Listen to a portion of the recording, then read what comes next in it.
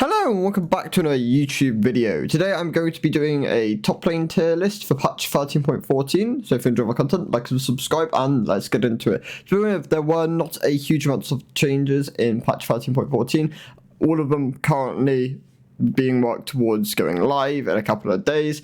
So I'm going to give my thoughts. The first change, which I'm going to just leave where he is at the moment, is Rengar.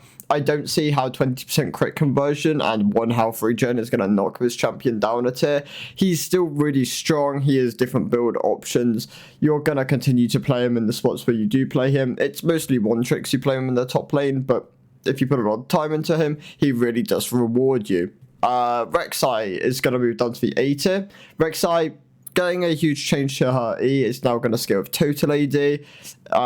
Her W is also losing 5 damage.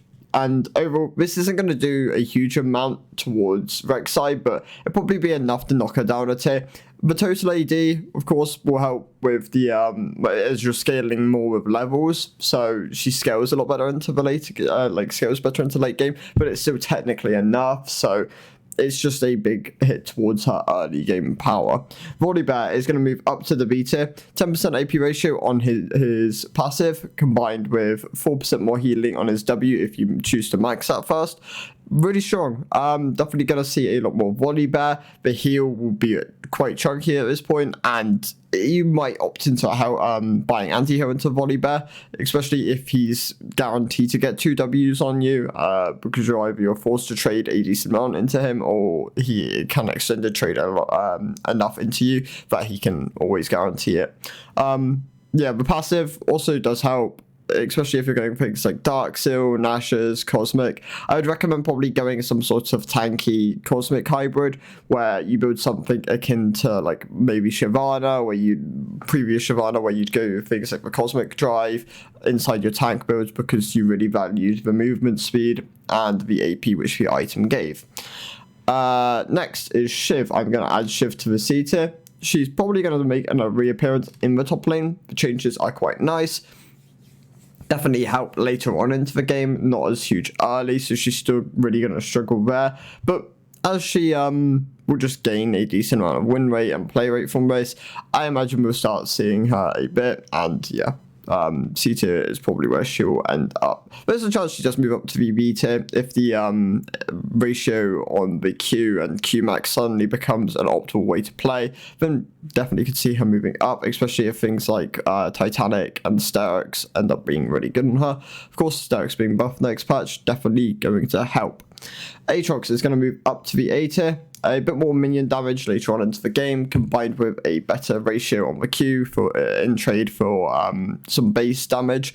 It's gonna definitely help Aatrox, especially if you're building high AD builds. If you're looking at 300-400 AD on Aatrox, then this champion is gonna be doing a lot more damage with his Q. So there's a chance this champion is S tier, but temporarily I'm going to move him A tier because early on into the game this isn't going to do a huge amount. It really only starts hitting later on, where you can get your level 9 spike and then start really hitting like a truck.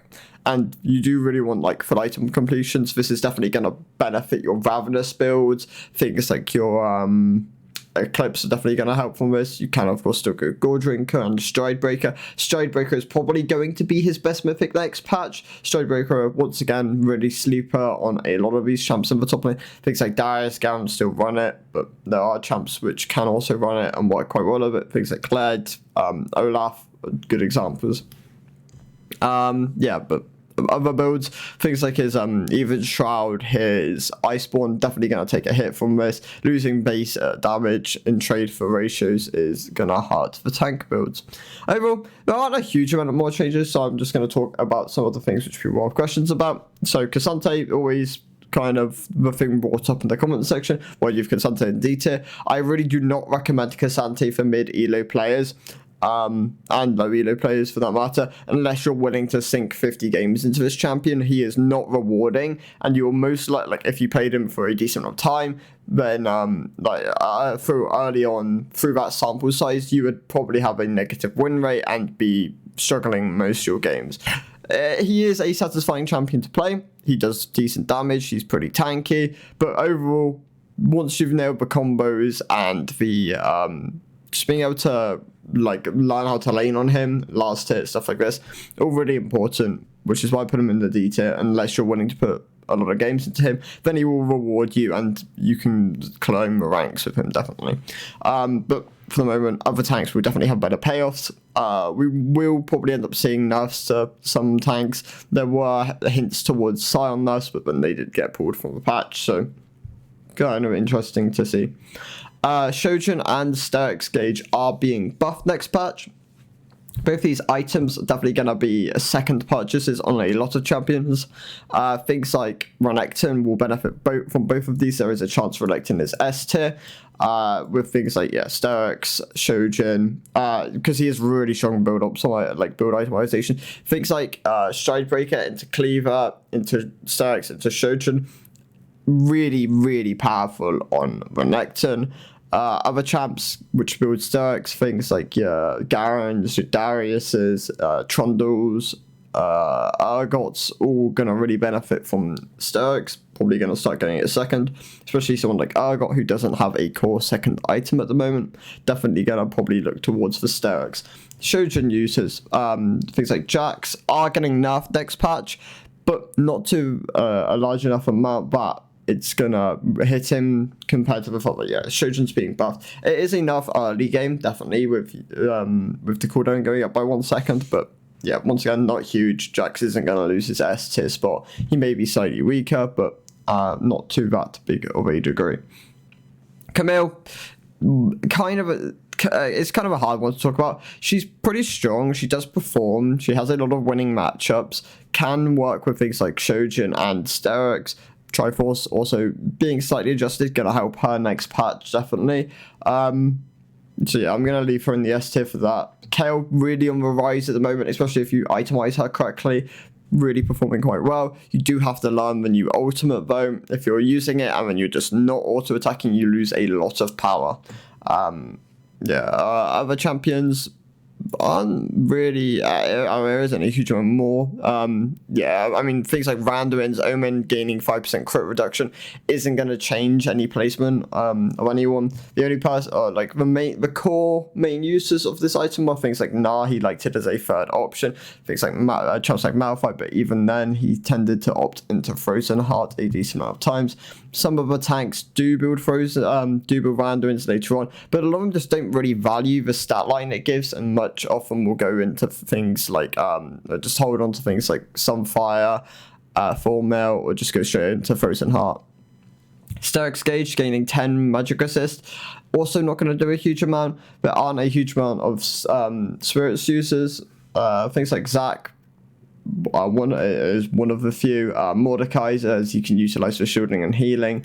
As I look along here, I'm not seeing any others at a glance. I guess Aatrox, if you're going more tanky and you want a level of resist and healing to benefit your shielding, you can, but you're not going to see it a lot. And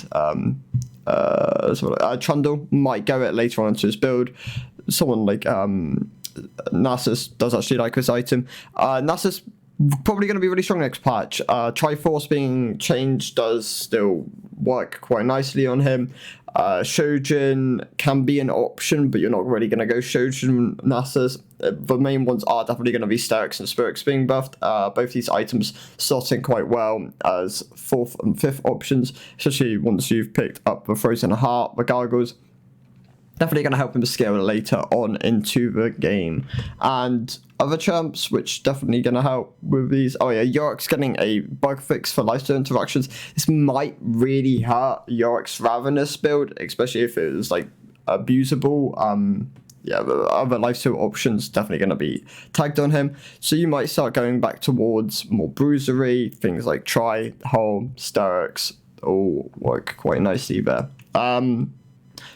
Pass up, not a huge amount. I'll see you. If you enjoy my content, like and subscribe, and I will see you next time. Goodbye.